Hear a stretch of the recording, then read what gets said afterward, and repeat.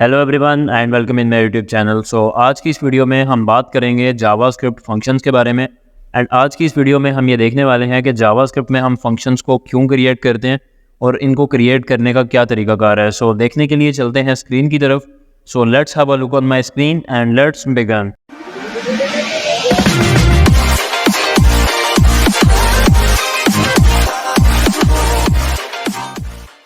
So first of all मैं यहाँ पे ओपन करूँगा सबलाइम टेक्स्ट एडिटर को एंड हम एक फ़ाइल क्रिएट करेंगे एंड साथ ही साथ उस फाइल को हम ब्राउज़र में भी ओपन कर लेंगे। सो मैं यहाँ पे सबलाइम ओपन कर रहा हूँ एंड देन ऑलरेडी यहाँ पे आप देख सकते हैं कि एक फ़ाइल ओपन है। सो मैं इसको क्लोज़ कर रहा हूँ एंड एक न्यू फाइल ओपन करूँगा एंड इसको मैं सेव कर दूँगा डेस्कटॉप पे और इसका हम एक यहाँ पे नाम रख देते हैं myfile.html।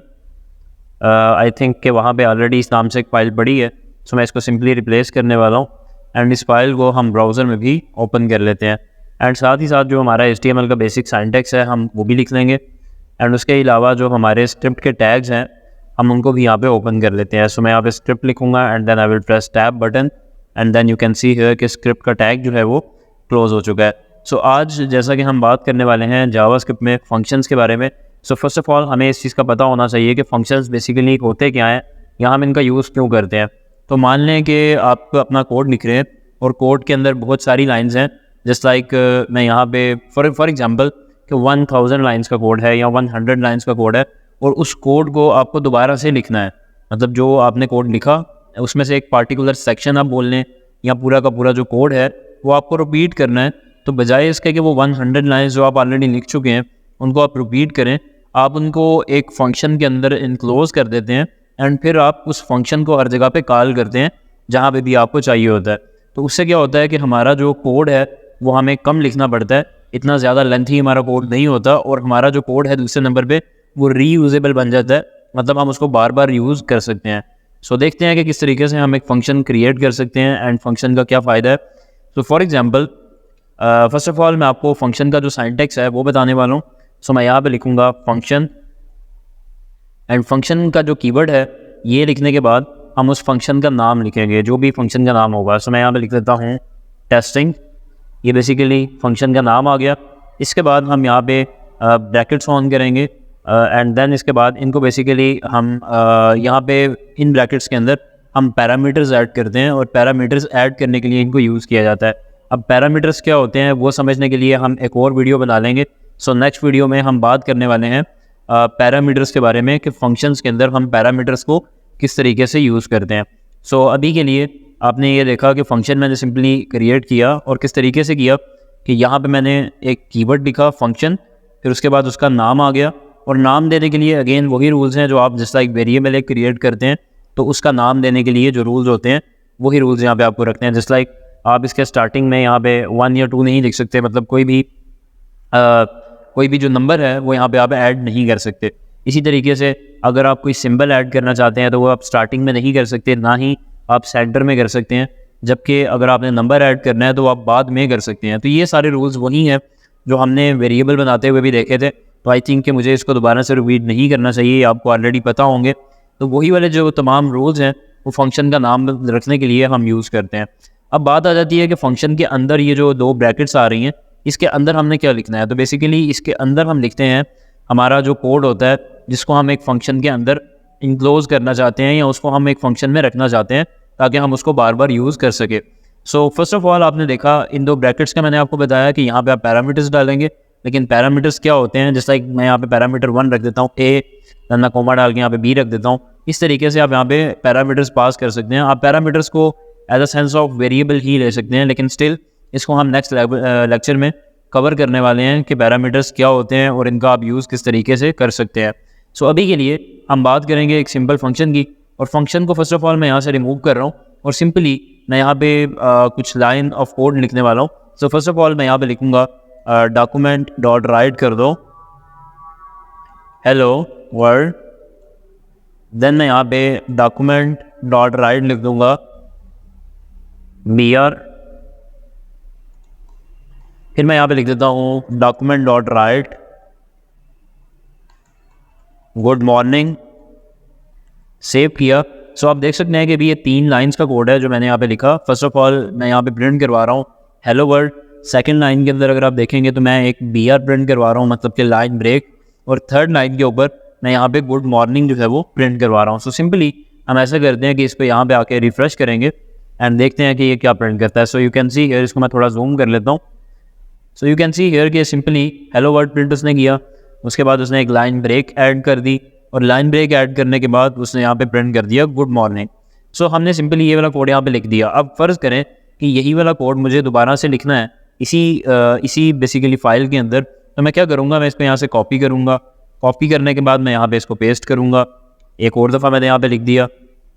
तो अब जो हमने 3 लाइंस लिखी थी उसकी बजाय अभी आप देख सकते हैं कि यहाँ पे हमें एक लाइन ब्रेक गुड मॉर्निंग के बाद भी ऐड करना पड़ेगी। सो मैं सिंपली इसको यहाँ से डुप्लीकेट करके नीचे लेके आ रहा हूँ, सेव, एंड देन मैं यहाँ पे आके इसको रिफ्रेश करूँगा। So you can see here, और हम ऐसा करते हैं कि गुड मॉर्निंग के बाद हम 2 BRs ऐड कर लेते हैं।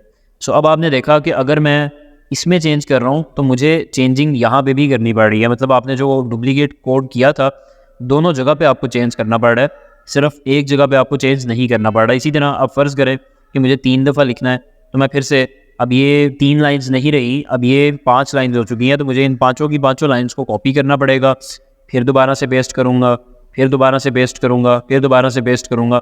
सो आई थिंक कि मैंने भी ये वाला प्रोसेस जो है वो कोई 5 से 6 मरतबा रिपीट किया होगा, 1 2 3 4 एंड 5। सो आप देख सकते हैं कि 5 दफ़ा सिर्फ मैंने यहाँ पे वो वाली चीज़ें लिखी जो भी मैंने यहाँ पे सिर्फ और सिर्फ 2 लाइन्स का कोड था। मतलब मेन जो था वो यही था कि मैं हेलो वर्ल्ड प्रिंट करवाना चाहता था, उसके बाद BR थी, और BR के बाद गुड मॉर्निंग। तो ये लिखने के लिए जब मैंने 5 दफ़ा लिखा तो आप यहाँ पे देख सकते हैं कि कितना लेंथी कोड हो चुका है।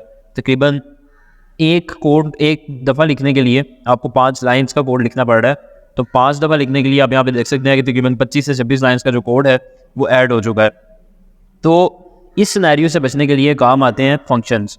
फंक्शंस में क्या होता है कि एक जो कोड है, जैसे लाइक ये कोड है, इसको आप एक फंक्शन में रख देंगे और बार बार इसी कोड को लिखने की बजाय आप उस फंक्शन को बार बार कॉल करेंगे, और आपको वो पूरा का पूरा कोड जो है वो दोबारा नहीं लिखना पड़ेगा। अभी जो हमने एग्जांपल देखी, क्योंकि अभी हम बिल्कुल बेसिक्स पढ़ रहे हैं, तो यहाँ पे आप देख सकते हैं कि मैंने सिर्फ और सिर्फ 5 लाइन्स के कोड की एग्जांपल ली, लेकिन एक्चुअल में क्या होता है कि हमारी हज़ारों लाइन्स का कोड होता है, या कम से कम 50-60 लाइन्स का भी अगर कोड हो और उसको मुझे 5 दफ़ा लिखना पड़े, तो 5 दफ़ा लिखने से मुझे क्या प्रॉब्लम होगी कि मुझे उसको 5 दफ़ा ही कॉपी पेस्ट करना पड़ेगा। और दूसरे नंबर पे मसला उसमें क्या आता है कि फ़र्ज़ करें अभी जैसे हमने यहाँ पे कॉपी पेस्ट किया 5 दफ़ा, तो यहाँ पे अगर आप देखेंगे गुड मॉर्निंग लिखा हुआ है। अब अगर मुझे यहाँ पे गुड नाइट लिखना है तो मैं यहाँ पे तो गुड नाइट कर दूँगा, लेकिन अब क्या होगा जब मैं यहाँ पे आके रिफ्रेश करूँगा, यू कैन सी हियर कि यहाँ पे तो गुड नाइट हो चुका है, लेकिन बाकी जगहों पे फिर से गुड मॉर्निंग आ रहा है। तो मुझे क्या करना पड़ेगा, मुझे यहाँ पर भी आके चेंज करना पड़ेगा एंड इसको गुड नाइट करूँगा, यहाँ पर भी आके इसको गुड नाइट करूँगा, यहाँ पे भी आगे इसको गुड नाइट। तो मतलब कि जहाँ जहाँ पर भी हमने इसको लिखा है हर जगह पे हमें इसकी चेंजेस करनी पड़ेगी, और ये करने की बजाय इसकी वजह से आप देख सकते हैं कि कितना हमारा टाइम कंज्यूम हो रहा है। और अभी तो मैंने 5 दफ़ा लिखा, फ़र्ज़ करें कि इसी चीज़ को मैं 100 टाइम्स रिपीट करना चाहता हूँ या मैं 1000 टाइम्स रिपीट करना चाहता हूँ, और फिर आपको अगर एक सिंगल चेंज के लिए तमाम कोड को एडिट करना पड़ेगा, तो आपके लिए तो सब कुछ यूज़लेस होगा। आप बोलेंगे कि इससे तो अच्छा है कि मैं स्टैटिकली खुद ही वहाँ पे ऐड कर दूँ या कोई इमेज ही ऐड कर दूँ, इसकी बजाय कि यहाँ पे मतलब मुझे बार बार जो है वो एडिटिंग करनी पड़ रही है। तो इसके लिए सिंपल सा सोल्यूशन यही है कि आप फंक्शन क्रिएट करें। तो आप फंक्शन की बात कर लेते हैं। मैं अब यहाँ से जो 5 दफ़ा मैंने कोड लिखा था इसको मैं ख़त्म कर रहा हूँ, और सिर्फ एक दफ़ा जो लिखा है उसको रहने दे रहा हूँ। सेव करूँगा, दैन यहाँ पे आके मैं इसको रिफ्रेश करूँगा। So you can see here कि अब यहाँ पे hello world and good night जो है वो डिस्प्ले हो रहा है, जो कि 5 लाइन्स का सिंपल कोड था और एक ही दफ़ा यहाँ पे डिस्प्ले हो रहा है। अब मुझे क्या करना है कि फंक्शन में इसको ऐड करना है। तो सिंपली मैं यहाँ पे फंक्शन ऐड करूँगा, फंक्शन, देन इसके बाद मैं यहाँ पे उसका नाम लिखूँगा। फ़र्ज़ करें मैं यहाँ पे लिख देता हूँ हेलो के नाम से एक फंक्शन बना लेता हूँ। इसके बाद मैं यहाँ पे जो ब्रैकेट्स है इसको यहाँ पे मैंने ओपन कर दिया लाइन नंबर 9 पे, एंड लाइन नंबर 15 के ऊपर इसको आके क्लोज कर देता हूँ। अब इसकी मैं थोड़ी फॉर्मेटिंग कर लेता हूँ। इसको मैं सेलेक्ट करूँगा एंड देन टैब का बटन प्रेस करूँगा तो थोड़ा आगे हो जाएगा, and you can see here it's looking good. So मैं सेव करके यहाँ पे आके रिफ्रेश करूँगा। So you can see here कि अभी मैंने फंक्शन तो लिख दिया, उस फंक्शन के अंदर जो हमारी 5 की 5 लाइन्स थी वो भी ऐड कर दी, लेकिन फंक्शन अभी चल नहीं रहा। उसकी रीज़न क्या है, इस चीज़ को हम बोलते हैं फंक्शन डेफिनेशन। जो भी हमने की है फंक्शन डेफिनेशन का मतलब है कि यहाँ पे आपने फंक्शन डिफाइन कर दिया, फंक्शन के अंदर कौन सी स्टेटमेंट होगी, उसके क्या पैरामीटर्स होंगे, होंगे भी या नहीं होंगे, वो सब कुछ आपने यहाँ पे डिफाइन कर दिया है। मतलब ये फंक्शन की डेफिनेशन हो रही है या डेक्लेरेशन हो रही है। यहाँ पे फंक्शन को हमने कॉल नहीं किया। तो फंक्शन कॉल किस तरीके से होता है? सो फ़र्ज़ करें कि मुझे इस कोड को एक दफ़ा रन करना है, तो मैं क्या करूँगा, इसका जो नाम है, आपने अगर यहाँ पे थोड़ा नोटिस करें तो जब बनाया था फंक्शन, मैंने यहाँ पे लिखा था फंक्शन का कीवर्ड, उसके साथ मैंने इसका नाम लिखा था। लेकिन अब की बार चूँकि मुझे उसको सिर्फ कॉल करना है, तो मैं क्या करूँगा कि सिर्फ और सिर्फ उसका नाम लिखूँगा। जस्ट लाइक मैं यहाँ पे लिखने वाला हूँ हेलो, ब्रैकेट डालूंगा एंड देन मैं यहाँ पे सेमीकोलन ऐड करूँगा। देन मैं सेव का बटन प्रेस करने के बाद यहाँ पे आके रिफ्रेश करूँगा। So you can see here कि अब हेलो गुड नाइट जो है वो दोनों चीज़ें यहाँ पे डिस्प्ले हो चुकी हैं। अब मुझे अगर इसको 5 दफ़ा रन करना है तो मैं सिंपली ये हेलो को 5 दफ़ा या 4 दफ़ा, जितनी दफ़ा भी मुझे ऐड करना है, मैंने 5 दफ़ा यहाँ पे आप देख सकते हैं कि इसको लिखा और जैसे ही यहाँ पे आके रिफ्रेश किया, सो यू कैन सी हियर कि अभी यहाँ पे ये 5 दफ़ा प्रिंट हो चुका है। तो अब इसमें फ़ायदा क्या हुआ? फ़ायदा ये हुआ कि जब हम इस चीज़ को कॉपी कर रहे थे तो तकरीबन 5 लाइन्स का कोड था, और जब मैं इसको 5 दफ़ा कॉपी करता था तो तकरीबन 25 टाइम्स ये वाली लाइन्स इंक्रीज़ हो जाती थी। लेकिन अभी क्या हो रहा है कि जस्ट 5 दफ़ा करना है तो 5 दफ़ा हेलो लिख दिया। अगर मुझे 1000 दफ़ा करना है तो मैं सिंपली यहाँ पे इसको इंक्रीज़ करता जाऊँगा और सिंपली मुझे उसका सिर्फ नाम लिखना पड़ेगा। और अब इसका एक और फ़ायदा क्या है कि फ़र्ज़ करें कि मैंने गुड नाइट या हेलो वर्ड की बजाय कुछ और लिखना है, मतलब इसको चेंज ही करना है, सब कुछ चेंज करना है, तो मैं सिंपली क्या करूँगा कि गुड नाइट की बजाय फ़र्ज़ करें मुझे मॉर्निंग करना है, तो मैं यहाँ पे मॉर्निंग कर दूँगा। और जैसे ही मॉर्निंग करूँगा, चूँकि एक ही फंक्शन यूज़ हो रहा है तो हर जगह पर चेंज हो जाएगा। You can see here. इसके बाद अगर मैं यहाँ पे आता हूँ और हेलो वर्ड जिस तरह कि यहाँ पे लिखा हुआ है, यहाँ पे आके मैं हेलो वर्ड 1 2 3 लिखना चाहता हूँ, तो मैं सेव करूँगा, यहाँ पे आके रिफ्रेश करूँगा। So you can see here कि अभी यहाँ पे हेलो वर्ड 1 2 3 हो चुका है। तो ये बेसिकली तरीकाकार है फंक्शन को यूज़ करने का, और ये फ़ायदा है कि हम इसके थ्रू कोड को रीयूजेबल बना सकते हैं और हमें एक ही कोड को बार बार रिपीट नहीं करना पड़ता। हमारा जो टाइम कंज्यूम हो रहा था वो बच जाता है। तो अभी तो हमने सिंपल सा एक चीज़ देखी कि मतलब हमने सिर्फ डॉक्यूमेंट डॉट राइट करवाया है कोई 3 से 4 लाइंस को, लेकिन जब आप प्रॉपरली कोड कर रहे होते हैं तो वहाँ पे क्या होता है कि 50-60 लाइंस का आपका एक कोड है या आपका एक फंक्शन है जो कि आपको बार बार रन करवाना है। तो आप क्या उसके लिए बार बार कोड लिखेंगे? ऐसा बिल्कुल भी नहीं है। आप उसको एक फंक्शन में इनक्लोज कर देंगे एंड बाद में जहाँ पे भी आपको यूज़ करना है उस चीज़ का या उस फंक्शन का, तो आपको सिंपली उस फंक्शन का नाम लिखना है। नाम लिखने के बाद इसी तरह से सेमीकोलन देना है and it will work. And ये आपका टाइम भी सेव करेगा और दूसरे नंबर पे जो आपकी रिपीटेशन हो रही है कोड की या रिपीट हो रहा है वो आपका ख़त्म हो जाएगा। और दूसरे नंबर पे क्या है कि एक और चीज़ कि अभी अगर आप देखेंगे तो जावास्क्रिप्ट के अंदर मैंने चूँकि आपको बताया कि फंक्शन आप किस तरीके से बना सकते हैं, तो जावास्क्रिप्ट में तो बनाने का यही तरीका है जो मैंने यहाँ पे दिया, और बाकी की तमाम लैंग्वेजेस में भी तकरीबन यही होगा। मतलब यहाँ पे जो हेलो हम कर रहे हैं, हेलो हमने लिखा फंक्शन का नाम उसको कॉल करवाने के लिए, ये तो बाकी लैंग्वेजेस में भी यही होगा। लेकिन जस्ट लाइक यहाँ पे अगर आप देखें तो हमने यहाँ पे लिखा फंक्शन और सिंपली फंक्शन क्रिएट हो गया। तो अगर आप बात करते हैं PHP की, PHP भी हम आने वाले लेक्चर्स में कवर आउट करने वाले हैं, लेकिन मैं वैसे आपको बता रहा हूँ कि PHP में भी हम यहाँ पे फंक्शन जो है वो लिखते हैं, फंक्शन का ही हम यहाँ पे कीवर्ड का यूज़ करते हैं फंक्शन को बनाने के लिए। तो इसमें ज़रा बराबर भी फ़र्क नहीं होता फंक्शन बनाने के लिए। हाँ, उसमें डॉक्यूमेंट डॉट राइट नहीं होगा डेफिनेटली, जो PHP का कोड होगा दरमियान में ब्रैकेट्स के वो आएगा। लेकिन अगर आप बात करते हैं C++ की या C++ की तरह की जो लैंग्वेजेस हैं, जस्ट लाइक जावा की अगर आप बात कर लें या अगर आप बात कर लें C# की, उसमें क्या होता है कि फ़ंक्शन को यहाँ पे आप फंक्शन का कीवर्ड यूज़ नहीं करते, आपको उसकी डाटा टाइप बतानी होती है। जस्ट लाइक आप यहाँ पे इंटीजर लिख सकते हैं। अब क्या होगा कि इसकी जो बेसिकली रिटर्न टाइप है वो इंटीजर हो जाएगी, या तो फिर यहाँ पे आप वाइड लिख सकते हैं अगर वो फंक्शन कुछ भी रिटर्न नहीं कर रहा, या अगर वो डबल रिटर्न कर रहा है, मतलब कि जो आपका फ्लोटिंग पॉइंट वैल्यू को रिटर्न कर रहा है तो आप यहाँ पे डबल या फ्लोट लिख सकते हैं। अगर वो कोई स्ट्रिंग रिटर्न करेगा तो आप यहाँ पे 4 लिख सकते हैं या स्ट्रिंग लिख सकते हैं। सो इस तरीके से आप यहाँ पे डाटा टाइप्स का यूज़ करते हैं। डाटा टाइप्स भी हमने पढ़ी थी जब मैंने आपको वेरिएबल्स का बताया था। तो बाकी ये कि जब आप डिफरेंट लैंग्वेजेस में जाते हैं तो तकरीबन लिखने का तरीका सेम होता है। जस्ट लाइक यहाँ पे मैंने आपको बताया कि सिर्फ जावास्क्रिप्ट ने हमारे लिए क्या ईजी कर दिया है कि हमें डाटा टाइप डिफाइन नहीं करनी पड़ती या उसकी रिटर्न टाइप जो है वो डिफाइन नहीं करनी पड़ती। हम सिंपली यहाँ पे फंक्शन लिख देते हैं और जावास्क्रिप्ट क्या करता है कि ऑटोमेटिकली समझ जाता है कि कौन सी रिटर्न टाइप आ रही है, उसी के मुताबिक फंक्शन की जो रिटर्न टाइप है उसको एडजस्ट कर लेता है। जबकि बाकी की लैंग्वेजेस जो हैं लो लेवल लैंग्वेजेस, उसमें हमें बताना पड़ता है कि इनकी रिटर्न टाइप जो है वो क्या है।